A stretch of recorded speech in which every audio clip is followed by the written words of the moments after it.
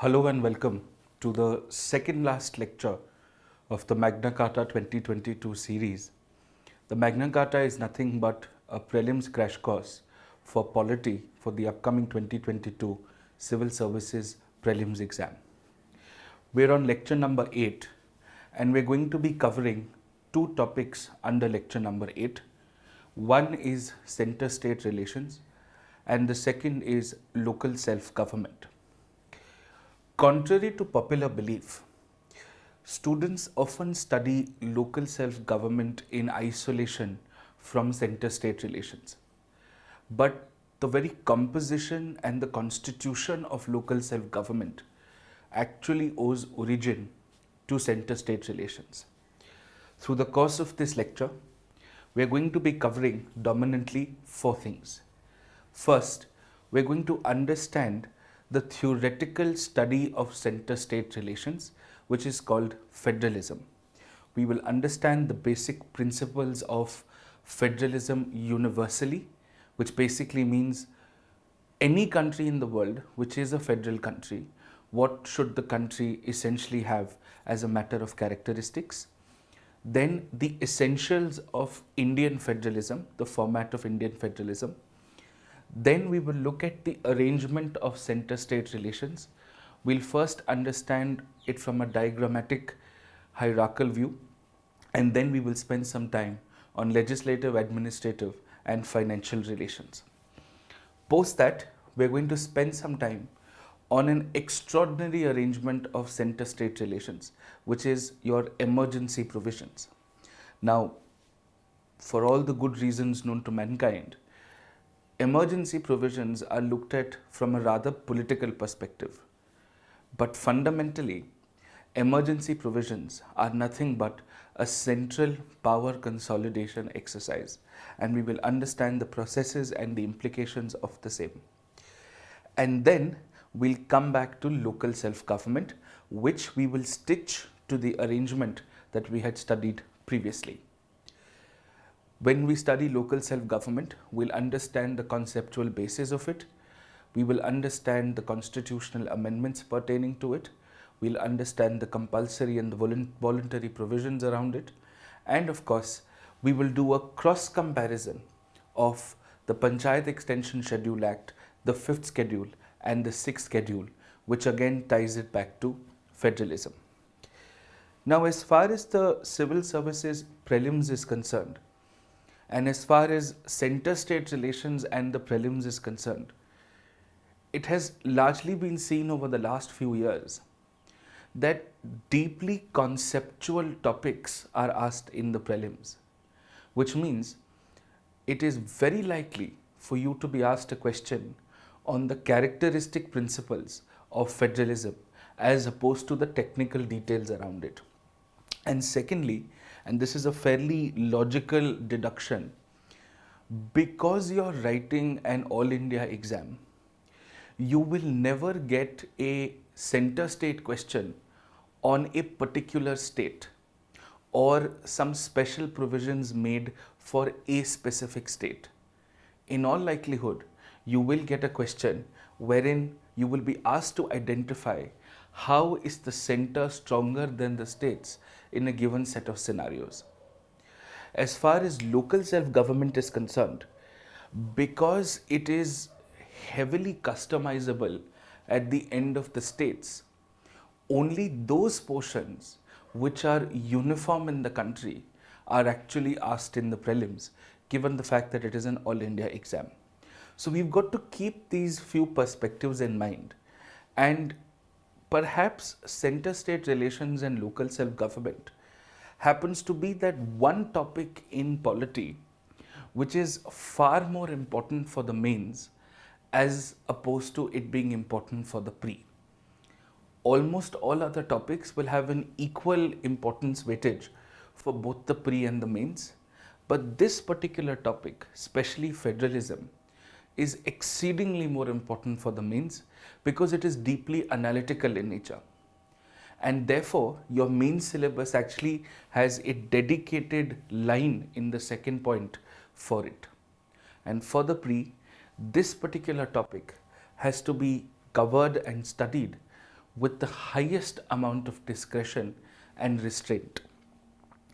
Given the fact that you're writing the prelims exam, and the primary aim of this series is to only teach you what is most likely to be asked in the exam, I will also be exercising a significant amount of discretion when I teach you these topics, and I will categorically state what doesn't need to be done as far as these topics are concerned.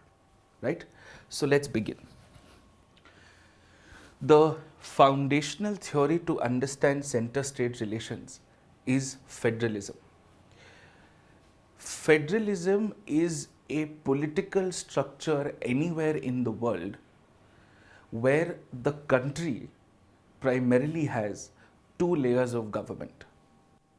That's what defines what a country is known to be as a federal country.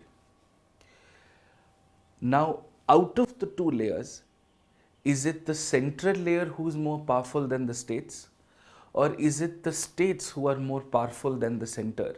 Is a matter of choice. A few countries will have center stronger than the states, and a few countries will have the states stronger than the center. That can depend from country to country. But as far as the basic minimum credentials are concerned, what makes a country a federal country? These are the 5 basic characteristics. So for example, when we say the Federal Bank of a country, or for example, when we say the Federal Bureau of Investigation, it does not mean a state level organization. It means an apex organization in a country which has 2 layers of government. So that's something you must understand. So the Reserve Bank of India is actually the Federal Bank of India because it is your highest national government monetary policy regulator. Now, there are essentially 5 major characteristics that makes a country a federal country. The first and the most obvious one is, if federalism is about 2 layers of government, there must be 2 layers of government. 2 polities and the interaction between 2 polities is the basis of federalism. So a national polity and a state polity, or a regional polity, or a provincial polity. The name doesn't matter, but there must be 2 layers of government. And given the geographical and other forms of diversity in India, it is a very logical choice that the makers of the Constitution of India chose to make India into a federal country with dual polity, right? The second is, if a country has 2 layers of government, then it is extremely important, in fact is non-negotiable, for that country to have a constitutional supremacy. That a law which is higher than anything else in the country, all other laws are inferior to the Constitution. If we don't do that, then one out of the 2 polities will try to make laws which benefit and put them at a higher pedestal than the other polities. The only thing that can stop that from happening, the only thing that can give a clear, distinct arrangement of powers that are shared between the center and the states, is when you have a constitutional supremacy. And it cannot be across a bunch of laws which have a constitutional status. For example, we've studied what an unwritten constitution is in our first lecture. An unwritten constitution is basically any law which has a constitutional status. Whereas a written constitution is when there is only one law which governs and regulates and sort of controls the powers of the government. So if you have 2 centers of power, if you have the central and the state government, not only should you have constitutional supremacy, you should have it in one single document. Because then there will be a one-point accountability to where power flows from. If there were multiple constitutional laws, that means you would not be a constitutional supremacy, you would end up being a parliamentary supremacy, which would therefore give powers to one of the polities to change the laws in their favor. It is through a written constitution where you can categorically and as clearly as possible define the powers of the center and the states, give very clear mechanisms to resolve disputes. And also at the same time, the fact that it is written in a single law must be supplemented with the fact that these cannot be changed ever so easily. Which is why our constitution also has Article 368. And Article 368 very specifically refers to Special Majority 3, wherein not only do you require a higher parliamentary majority from the two houses at the center, you also require ratification from half of the states. So to change provisions in the constitution which dominantly have a federal impact will require a very difficult majority for the amendment to pass, thereby giving a sense of strength and safety to the division of powers between the center and the states. And if there are two power centers, it is only natural that there is going to be a conflict. It is only natural that there is going to be some form of a legal dispute. And that is why it is also excruciatingly important for you to have an independent, authoritative judiciary. A judiciary which has the authority to decide on center-state disputes, and judiciary which is relatively more important and independent than the other branches of government. And when we have studied the composition and the processes of judiciary in the lecture before this, we understood that largely judges of the Supreme Court are self-appointed, right? Of course, government does play a role, but plays a supportive or a subsidiary role. And that gives the judiciary dedicated powers within the Constitution and specifically the Supreme Court to decide disputes between the center and the states. There have been questions in the from the past from here. This is why this has to be done with a careful amount of precision. Now from here, we move to understanding a broad arrangement diagrammatically in a hierarchical format, right? It is not as simple as it looks because the Constitution is a fairly complex document. See, we've got the center and we've got the states. Let's first just focus on center and the states. The fact that the center and the states do not have equal powers, and the fact that the center has more powers than the states makes the Indian federal system an asymmetrical one, which means the center and the states do not have equal powers. The center has stronger powers than the states. Now, I have purposely written the states, demarcating them as state 1, state 2 and state 3 in a non-linear format. This represents that the center does not treat all the states equally. All states do not enjoy equal powers relative to the center. Some states may get some special treatment from the center, while some states may not. Secondly, even if you compare the states, all states may not necessarily have equal powers. Some states may be given some additional protections.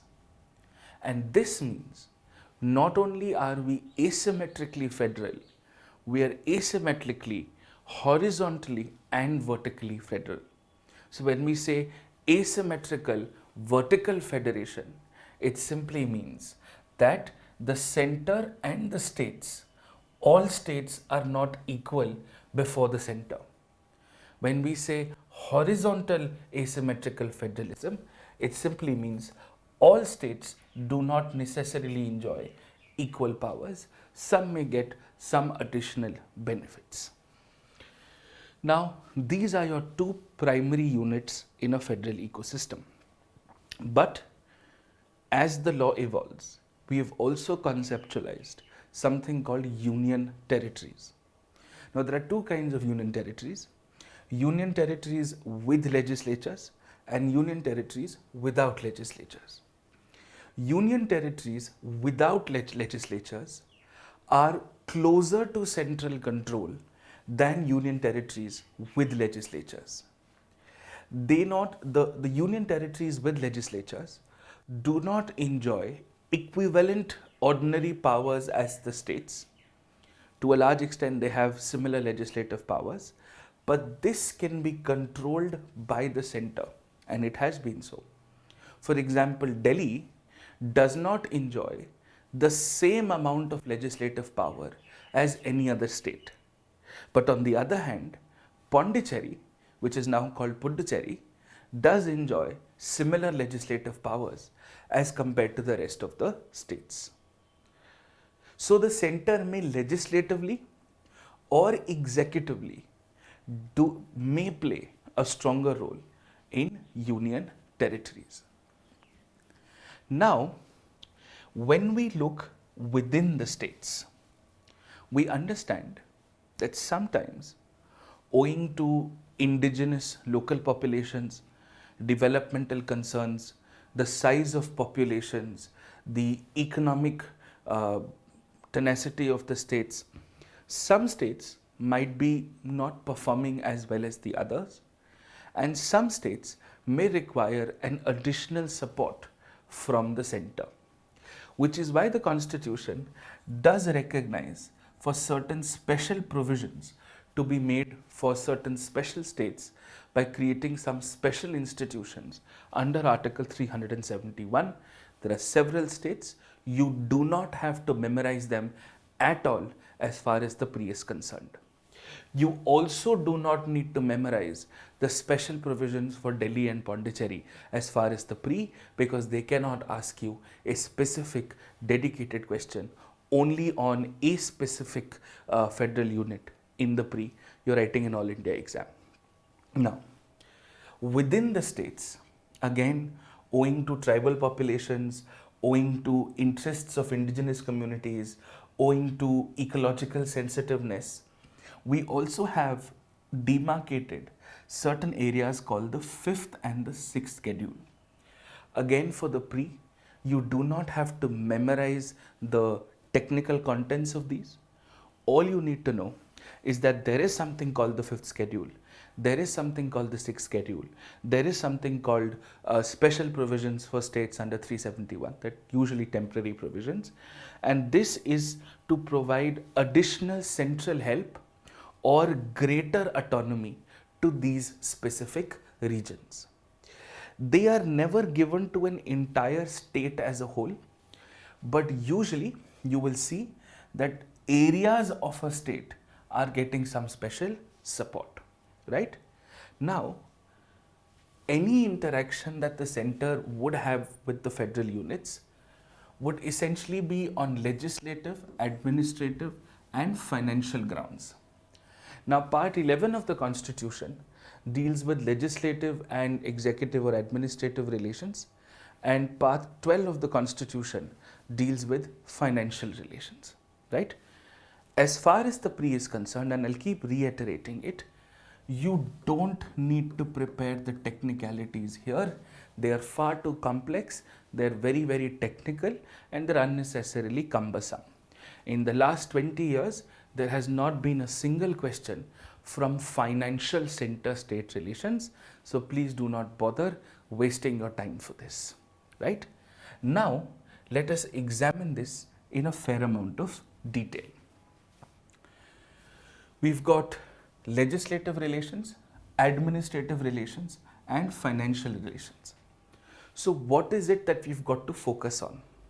We've got to focus on how the center plays a stronger role than the states, or how the center can override or supervise over the states. Now, India is a rule of law country, which means any power must originate from law, and lawmaking is nothing but legislative. So, we're looking at legislative powers. We understand that legislative powers through Article 245 are supplemented through Schedule number 7. Now, Schedule 7 has a union list, a state list, and a concurrent list.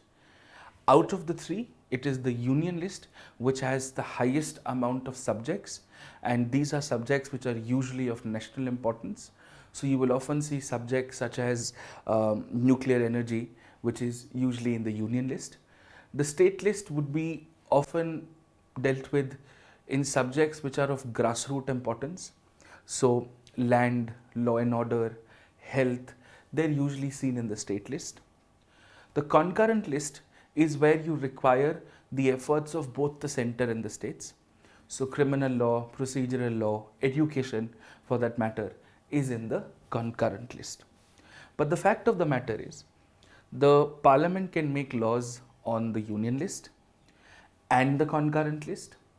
The state governments can make laws on the state list and the concurrent list. And if there is a conflict between a parliamentary law and a state law over something in the concurrent list, the parliamentary law will prevail over the state law. This is a classic application of rule number 2, center stronger than the states, that we studied as a part of our 4 golden rules in lecture number 1.2, which I'm sure you would have watched enough number of times by now. So, how is it that the center is stronger than the states? In this, the center has the largest and the widest law-making capacity. And 2, in case there is a conflict with the state law on a matter which is in the concurrent list, the central law will prevail over the state law. The technical term for this is called repugnancy. Now, I have been getting a question on this in the comment box, and I always read almost all comments. Several students have asked me, does basic structure doctrine apply to ordinary law? Now, the answer to that actually lies here. Now, at the outset, we must understand that basic structure as a concept doesn't exist in the Constitution. It is nothing but the pinnacle of judicial creativism. It is a theory, it is a principle which has been invented by the Supreme Court, right? The Constitution nowhere mentions basic structure. Now, ordinary lawmaking capacities originate from Schedule number 7.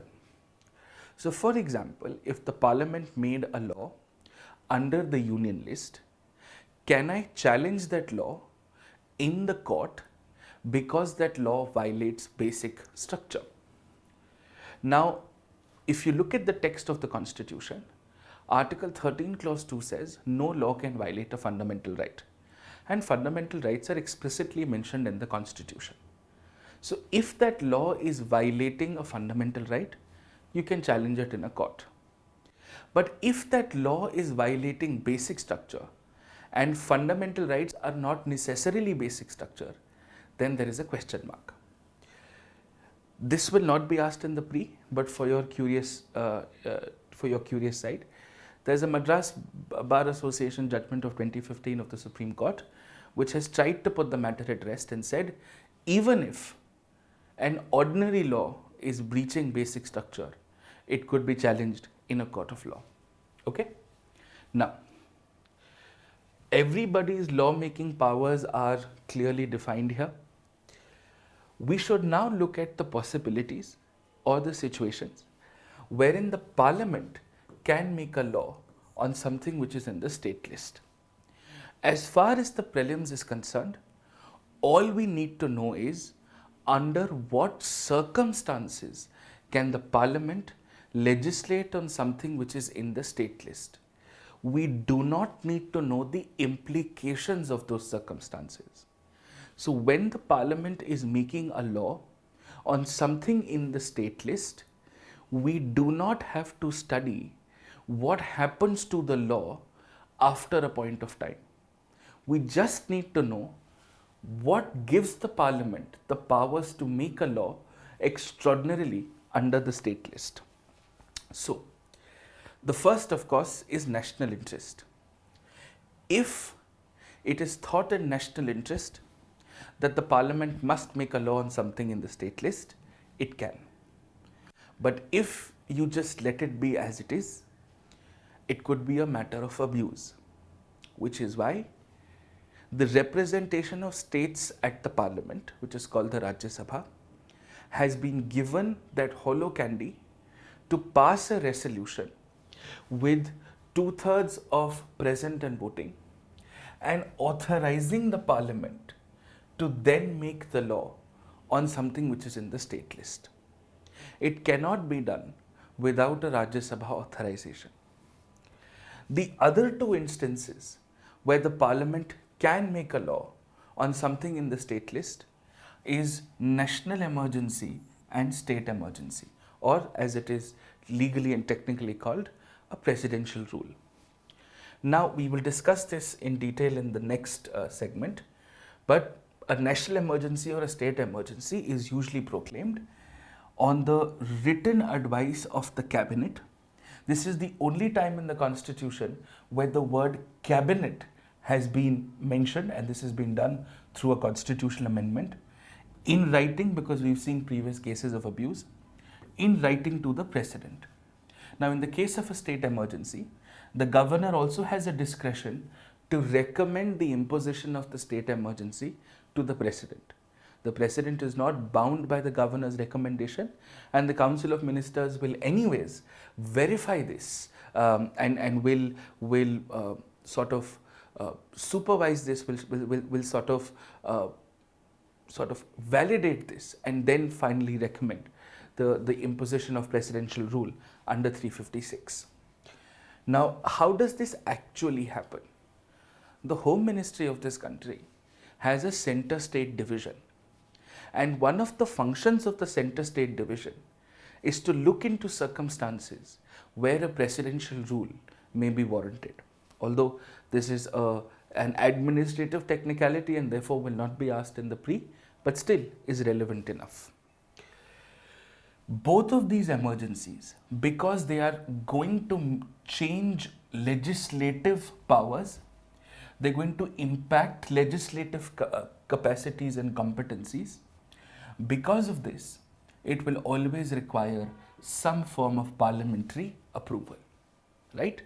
If you're changing legislative competencies, then, and you're changing it for a wider amount of time, you will require a parliamentary approval.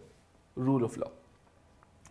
The fourth condition in which the parliament can make a law on something in the state list is when there is a request of the same from the states. So when two or more states request the center to make a law on something in the state list, and how is the request validated?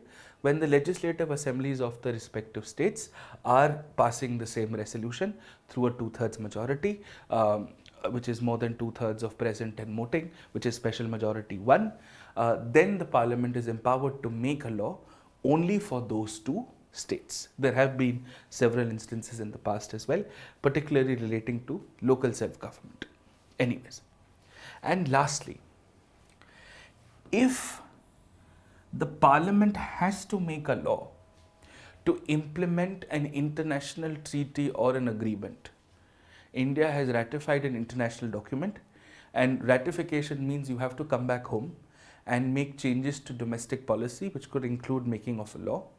And if that needs to be done, even if the subject matter of that international document fundamentally lies in the state list, the parliament will have the authority to make a law, even if it is in the state list, to give effect to an international obligation.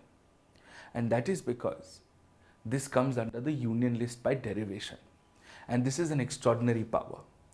And no terms and conditions are attached to this. You do not require any authorization from the Rajya Sabha. You do not require any consent from the states, nothing.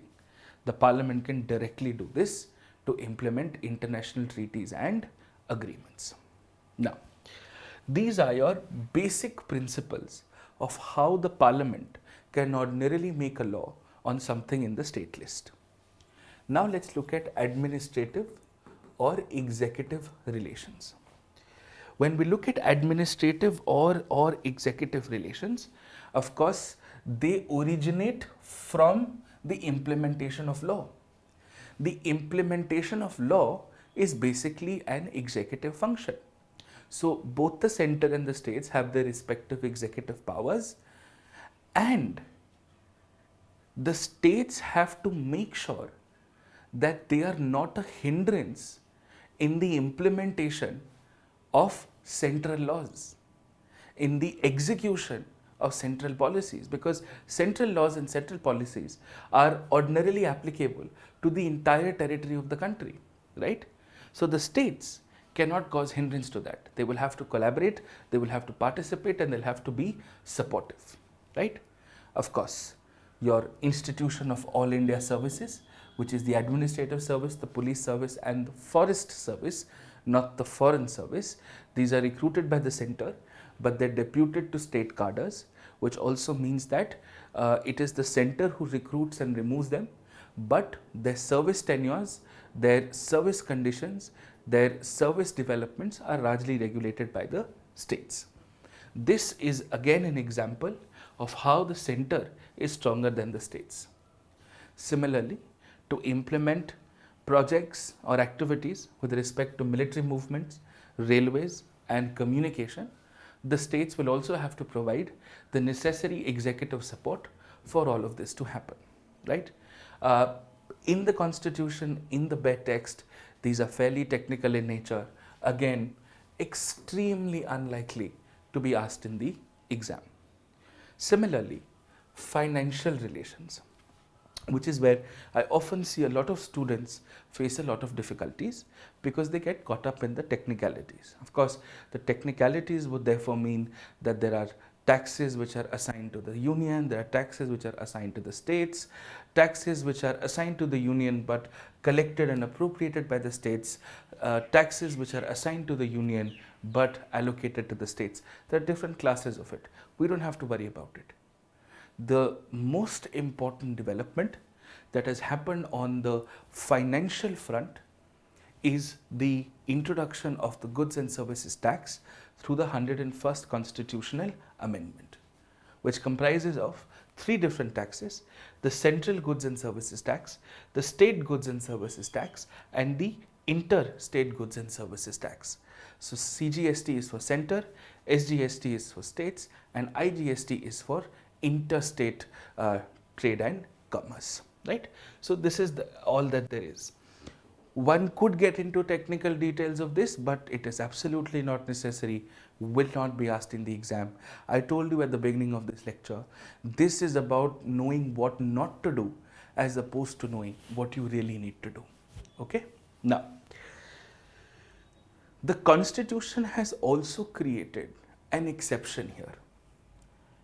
The Constitution has provided a restriction on Supreme Court jurisdiction on interstate water disputes and has empowered the Parliament to make a law to create a structure and principles governing interstate water disputes, because of which we also have the Interstate Water Disputes Tribunal, which often hears several pending water state disputes in the country.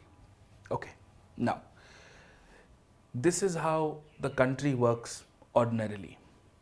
But then something extraordinary happens. Now, extraordinary does not necessarily mean in a good sense, but something extraordinary happens, and that is called an emergency.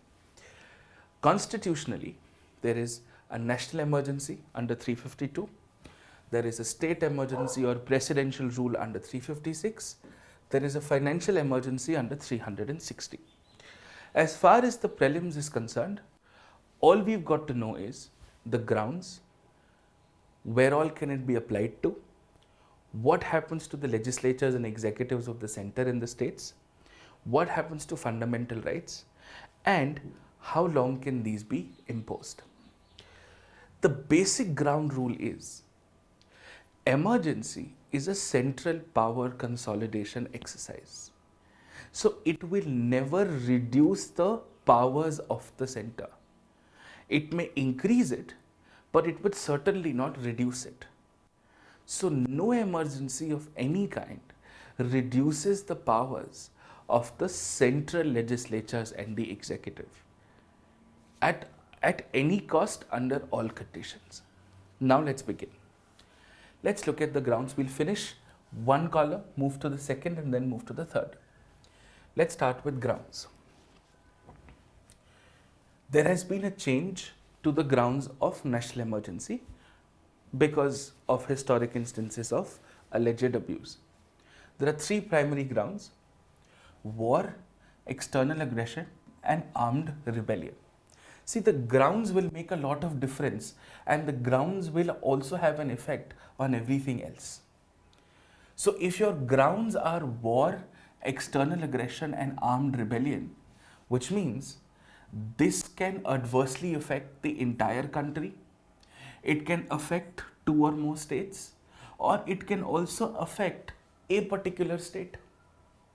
You can never very clearly predict the extent of the effect of war, right? Sometimes only the neighboring states would have a problem. Sometimes only the border states may have a problem. It all depends on the circumstance, which is why a national emergency can be applied in any territorial configuration whatsoever, right? Now, if your grounds are war, external aggression, and armed rebellion, that means it is no fault of the legislatures or the executive. So whether it is the Lok Sabha or the Rajya Sabha, which are your central legislatures, or the state legislative assembly or the state legislative councils, it is not because of them that this is the situation that the country is in. And a lot of times, they are the ones who will therefore be instances of democratic participation and the voice of the people. So when your grounds are war, why would you restrict the powers of the legislature? This is a security concern. A security concern does not need to shut down legislatures, right?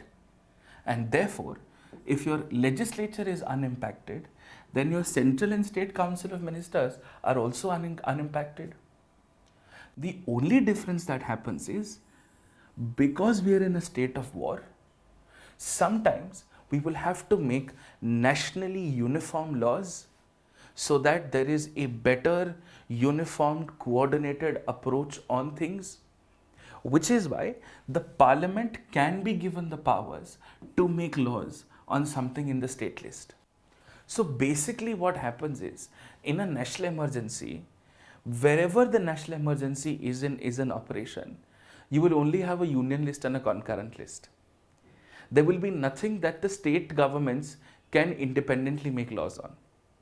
The state legislatures will still be functional. Nothing will happen to them. They can make laws on X, which is in the state list, so can the parliament. And the parliamentary law will override the state law. Okay? As far as the impact on fundamental rights is concerned, now this is where simple logic takes precedence.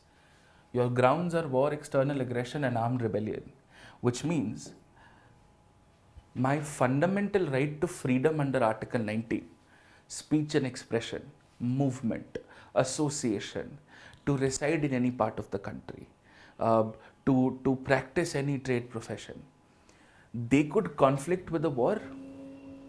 If the country is under war, and if the citizens have the freedom to move in any part of the country, and somebody decides to go live in the battlefield, that would be a problem.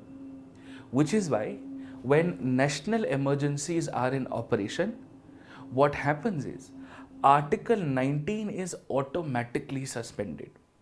When the president issues the proclamation, it is assumed that Article 19 has been suspended for the citizens of the country, because Article 19 is anyways available only for the citizens of the country.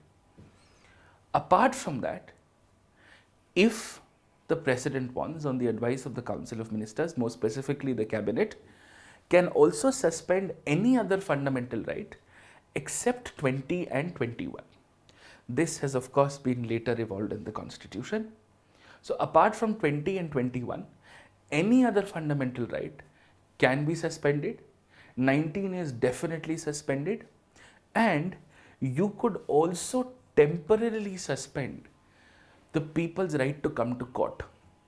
So for example, let us say there is a national emergency where only Article 19 has been suspended. Article 14 has not been suspended.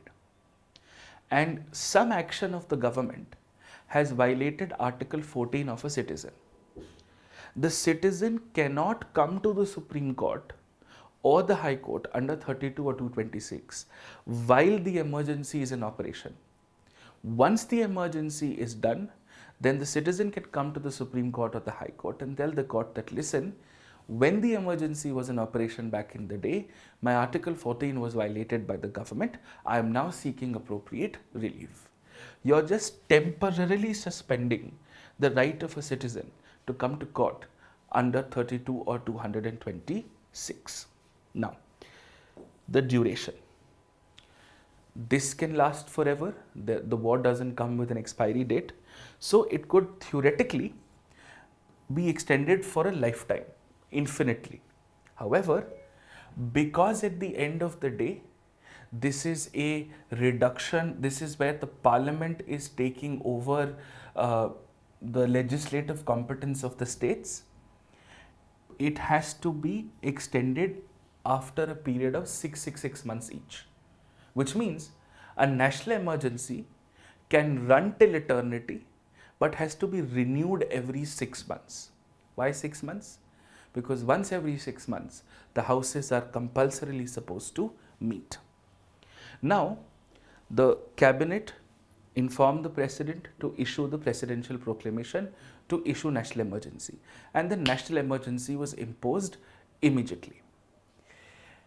It can run for a period of 1 month, and within 1 month, the houses have to anyways approve the initial 6 months. Within the first 6 months, you have to approve it within the first 1 month, which means within 1 month of the presidential proclamation, the parliament has to approve it through a special majority the second. Why special majority the second? Because it is affecting federal constructs, but we cannot take state consensus into account, because why would the states often agree to a provision that takes away their legislative competence? So, if the emergency has been imposed on 1st January 2022, before 1st February 2022, the emergency must be approved, and it can extend from 1st January till 6 months, which is the 31st of May, till the 30th of June.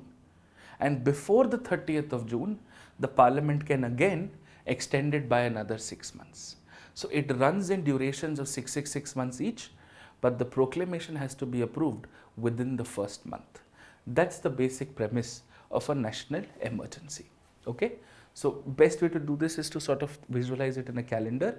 If an emergency has been proclaimed on 1st January 2022, before 1st February, the parliament has approved it, and this can continue till the 30th of June.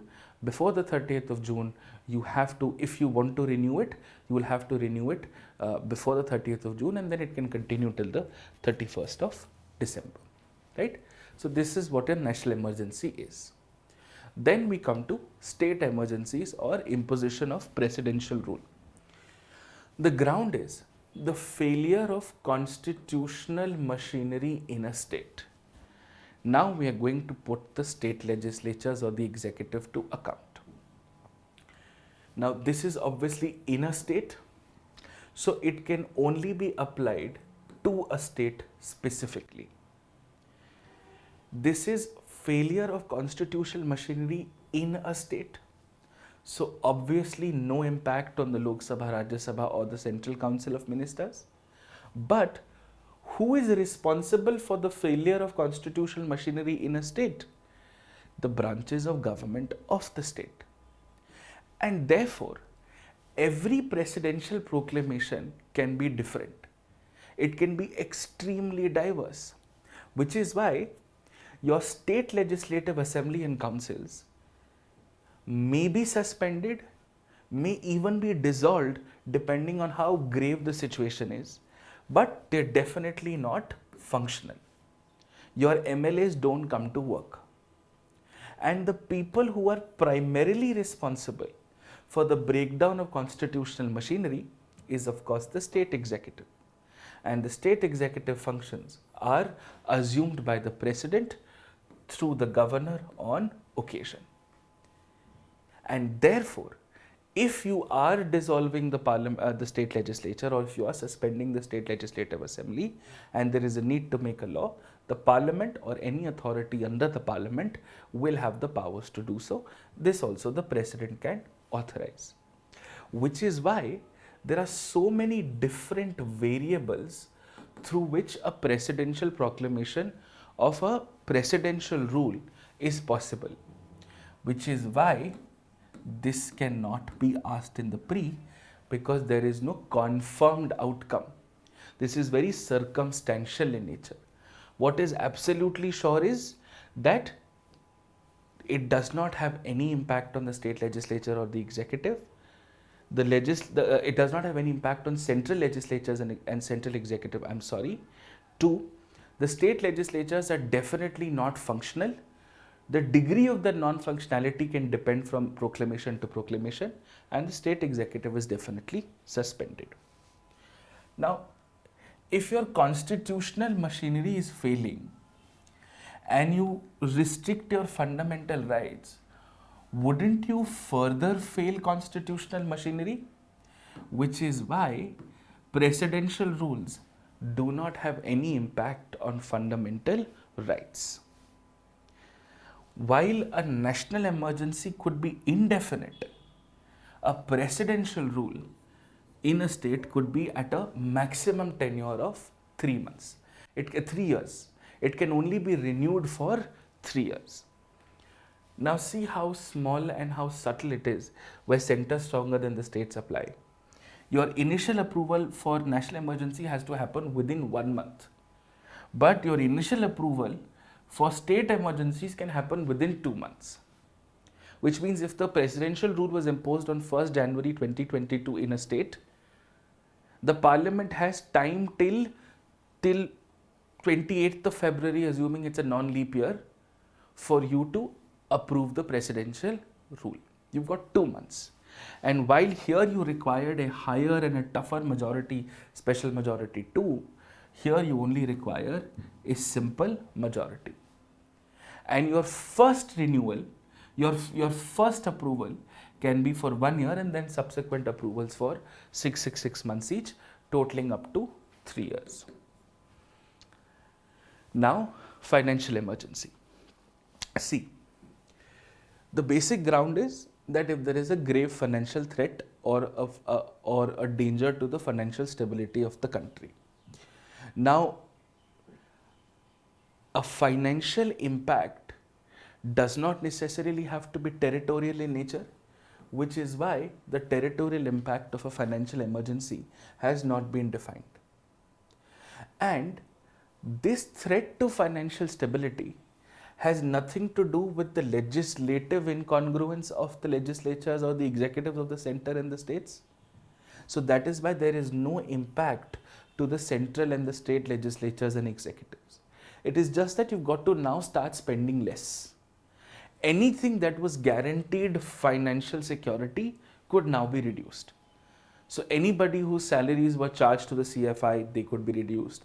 Anybody whose salaries were charged to the consolidated fund of the states, they could reduce.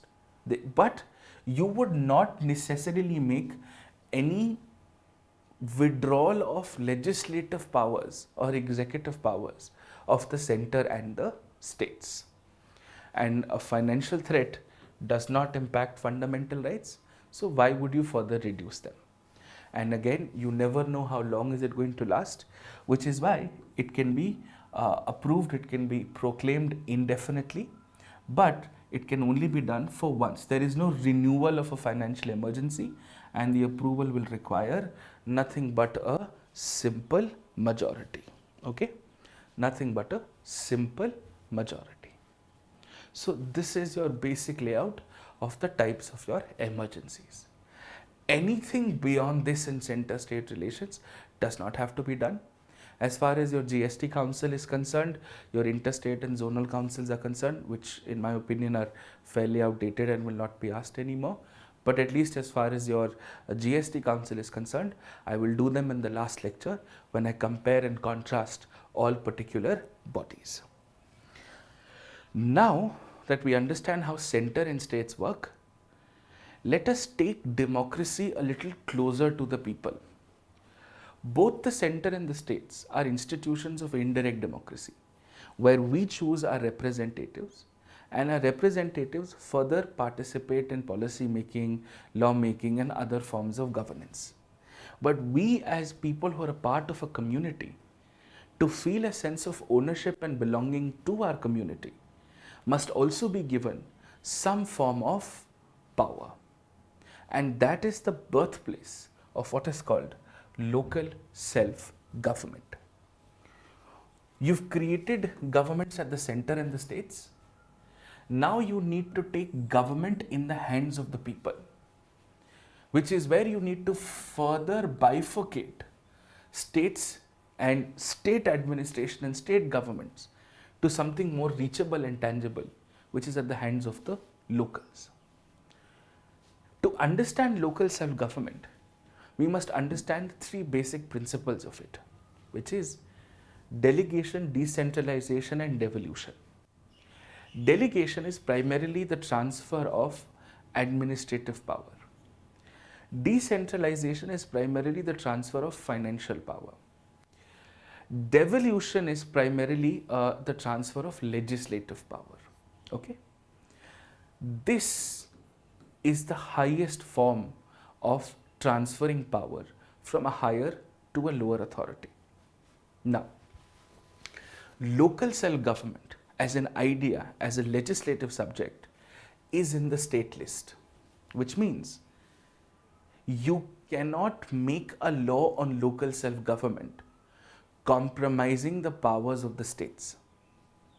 And Article 40 of the Directive Principles of State Policy also encourage us to promote and establish village panchayats. In fact, the Directive Principles largely speak of rural self-government and not urban self-government. So what we've got to do is, we've got to basically create a local legislature and a local executive. We have the Lok Sabha, we have the assemblies, but now we need to create a local legislature. And that's the basic understanding. So if it is state legislative assemblies at the state, the local legislature at the village will be called, for example, the Gram Sabha. Now, if we have a legislature, we must have an executive. So if it is a very big village, it will be called a Gram Panchayat. If it is a very small village, you don't need the Council of Ministers, you just need the CM, and the CM is the Sarpanch. Here, the CM has been indirectly chosen. We don't choose the CM.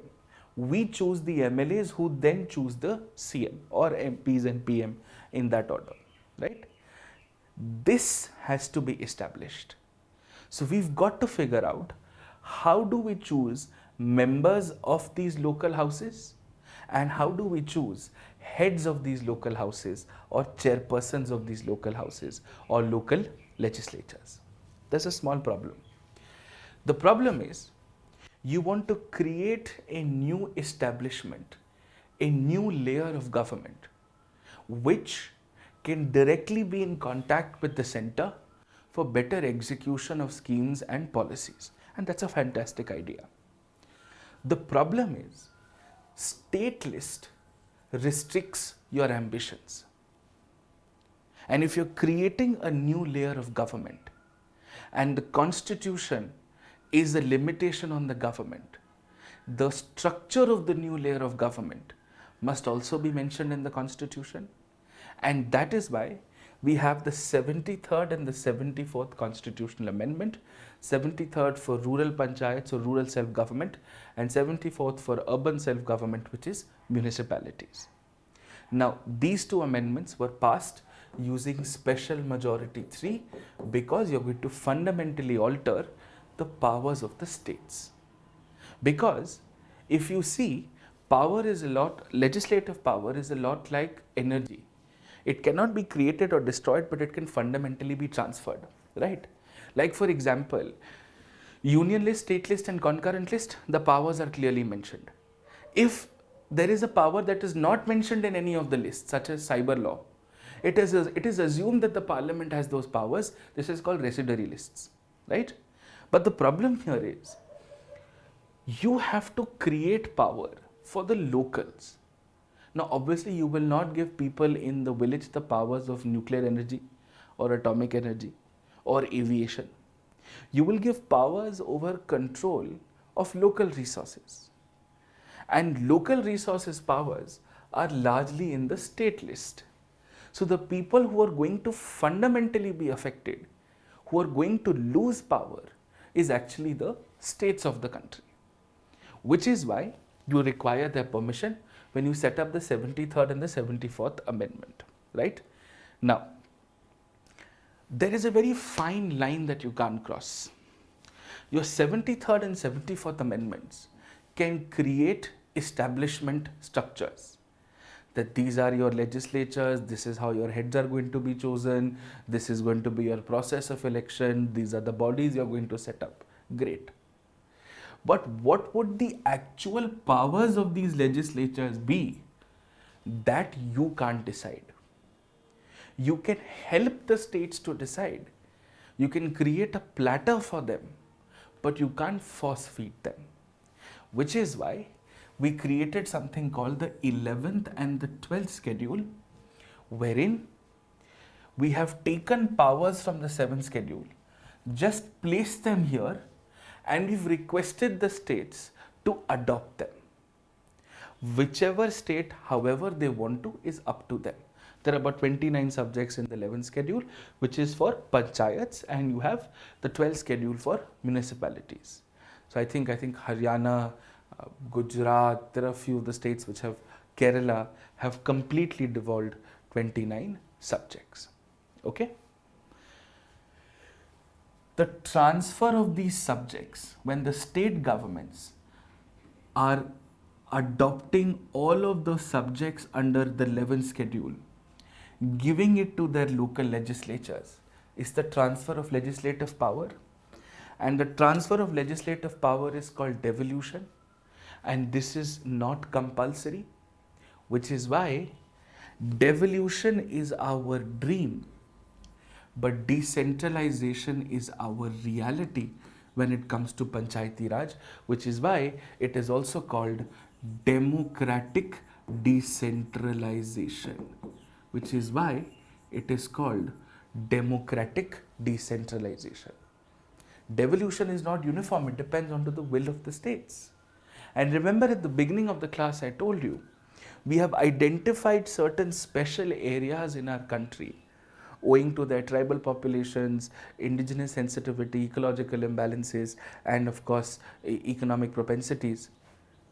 And those are specially protected, and the center can directly intervene in them. And those are also, for example, Schedule 5 areas. So you don't need a constitutional amendment for those. You require an ordinary law, the Panchayati Extension Scheduled Areas Act, to further empower indigenous populations in Schedule 5 areas, which we will discuss. So PISA is nothing but 73rd Amendment plus additional powers to the Gram Sabha. That's basically what it is. Okay? So we'll understand this in a fair amount of detail. All right. So you've got your compulsory provisions, you've got your voluntary provisions. Voluntary provisions are up to the states and how do the states want to regulate it. Compulsory provisions are the ones that have to necessarily be implemented, right? And these are fairly logical to understand. You've got panchayats and you've got municipalities. Let's look at we'll do this in a comparative basis. Let's quickly look at the structure. The 73rd Amendment identifies a 3-tier structure, which is at the block, at the district, at the block, and at the village level. You've got Zilla Parishad, Panchayat Samiti and the Gram Sabha. This is nothing but assemblies for the villages. This is assemblies for the blocks.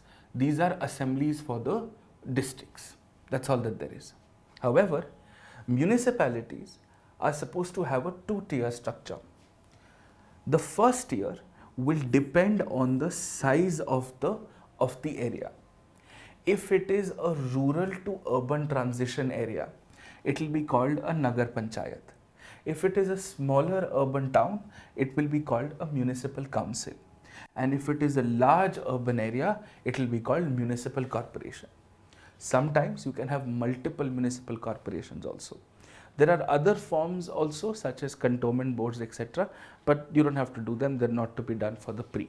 For example, Delhi had the New Delhi Municipal Corporation, the Municipal Corporation of Delhi and the Cantonment Board. And there has of course been a larger debate of unification of all of these into one, right? And the second tier is wards, right? Now, the duration. They're a legislative house, so your ordinary duration for both of them is 5 years. The difference is the constitution specifically mentions a dissolution clause for panchayats, wherein if less than 6 months is left in the 5 years, then you don't need to conduct a new election. Wait for the 6 months to get over, then we'll do a fresh panchayat after those 6 months.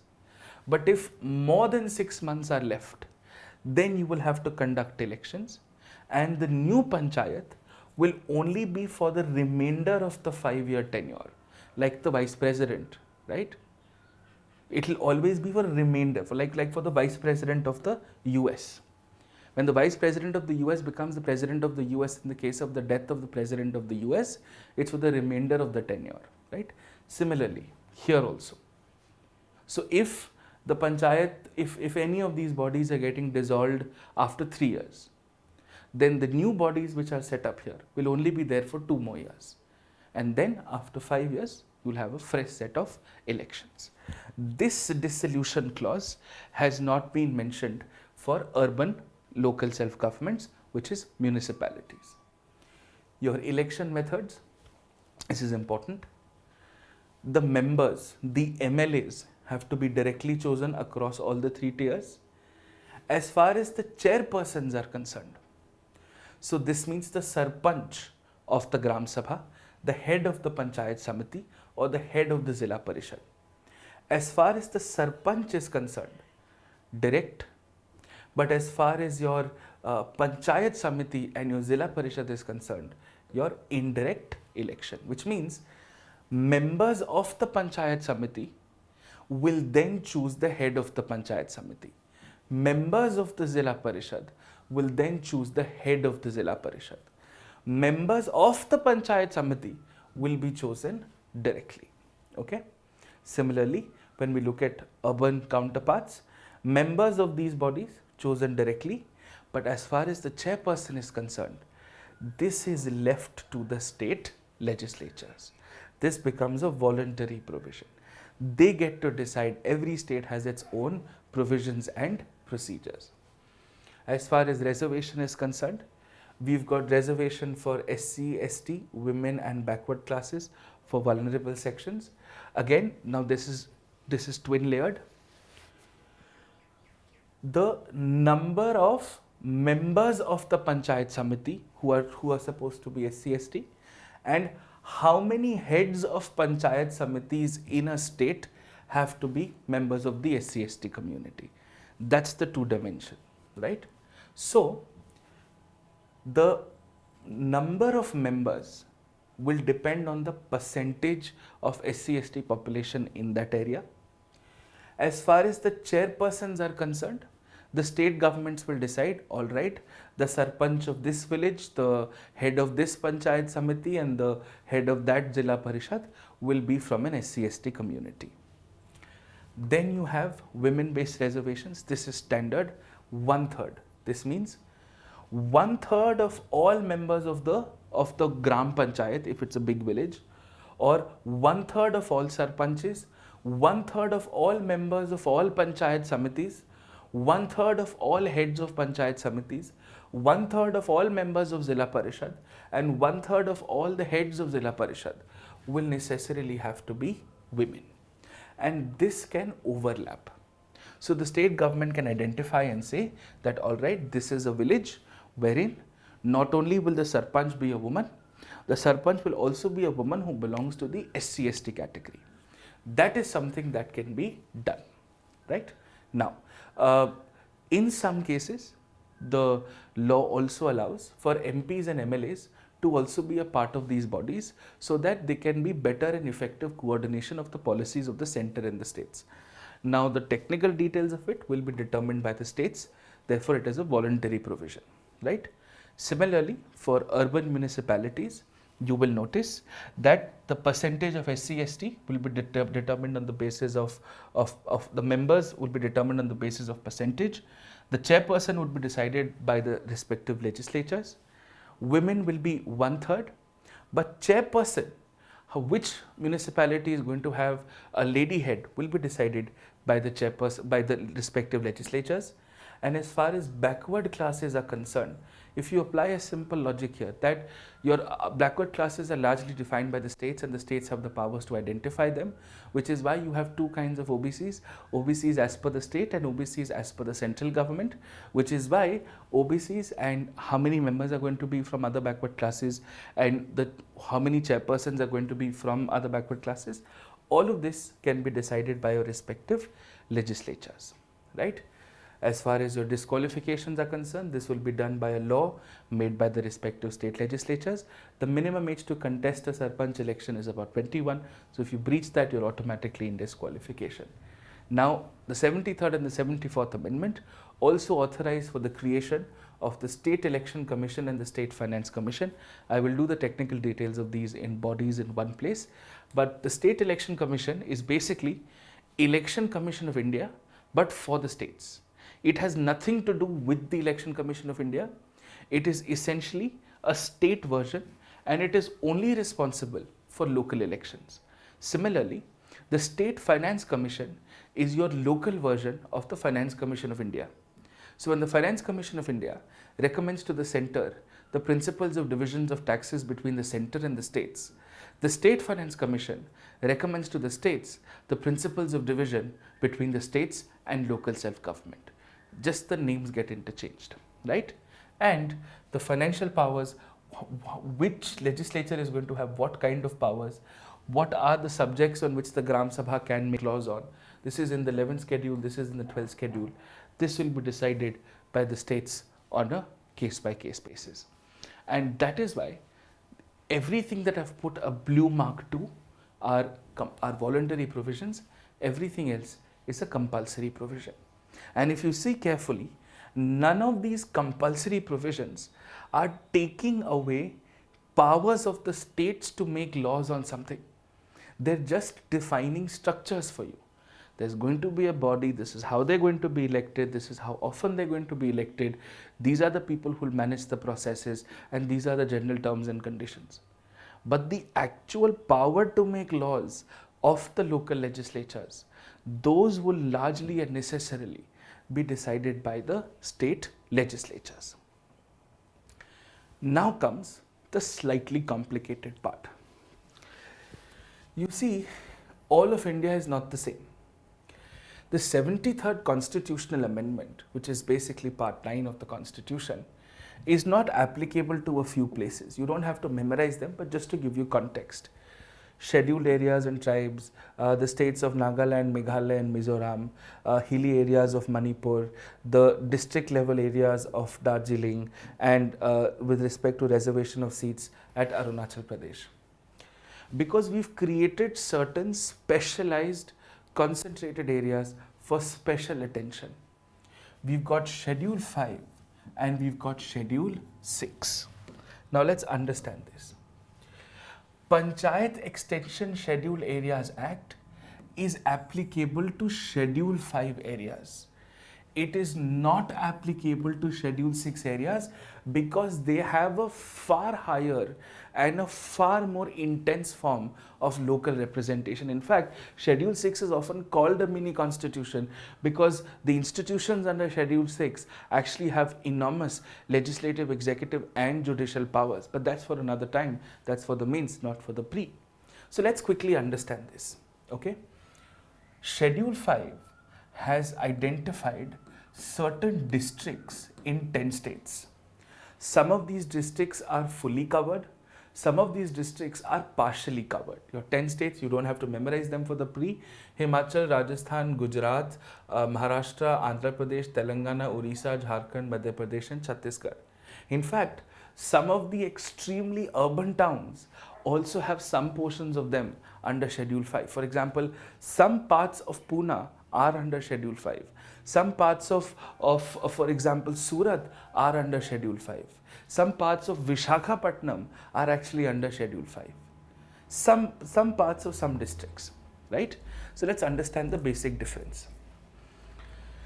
Is there a special role played by the president or the governor? In the Panchayat Extension Act, absolutely not, because you're creating local self-government. But in Schedule 5 areas, yes, the president through the governor can authorize for special provisions, special boards, special measures. And for Schedule 6, the governor can take certain special measures, of course in a consultative capacity. Technical details I am purposefully not getting into. Are we creating a special body? Yes. We are creating a highly empowered Avenger Gram Sabha for PISA areas for Schedule 5, right? Whereas for the non-PISA areas of Schedule 5, so some areas of Schedule 5 will be under PISA, some areas of Schedule 5 will not be under PISA. There you will have a Tribal Advisory Council. This Tribal Advisory Council is created by the state legislatures. In most cases, both of them exist in a complementary manner because they do completely different things. Whereas in Schedule 6, you have created your autonomous district councils or regional councils, and they have been created through the constitution. And that is why they have legislative, executive and judicial powers. The highest amount of powers amongst all of these. So what are these special powers that you get here? The special powers is, for example, a Gram Sabha in a Schedule 5 PISA area can regulate on consumption of liquor, minor forest produce, land alienation, village markets. Their approval is required for minor minerals produce, and of course their mandatory approval for land acquisition for development and economic activity. This is what makes them special, because you're trying to give more ownership powers to a highly sensitive area of tribal populations. Both Schedule 5 and Schedule 6 deal with tribal populations, but they have been dealt with differently in terms of powers. The Tribal Autonomous Council does not really have exceptionally different powers. There are some consultative powers, but don't worry about them. And of course, here you have taxes powers. These autonomous district councils also sometimes function to hear civil suits of a certain nature. They also have various taxation and other powers. This is it. So basically, PISA is local self-government for Schedule 5 areas. That is something a lot of people till today still not understand, right? So this is it. Nothing more than this is required. This will cover center states emergency and local self-government for you. I will see you in the next lecture, which is the last lecture on bodies. We'll put it all together in one place. The tougher parts have been over since lecture 7. These are very factual and very, very logical. And then I'll start uploading your PYQs, which you should watch in the last few days before your prelims, right?